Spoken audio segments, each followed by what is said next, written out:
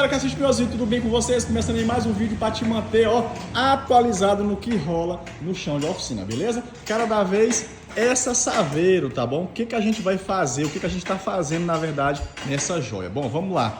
Óleo do motor, todos os filtros, tá? E o dono do carro pediu também pra gente fazer uma avaliação na suspensão, pois ele tava reclamando de barulho. E desmontando, tirando a roda e desmontando aqui já de início, a beletinha, ó, não sei se pega na câmera, mas tá batendo muito. Beleta, borracha da barra estabilizadora e o pivô, certo? Aí sim, meu considerado, trocando esses componentes da suspensão, o carro vai voltar à vida, vai ficar duro, vai ficar justo novamente, beleza?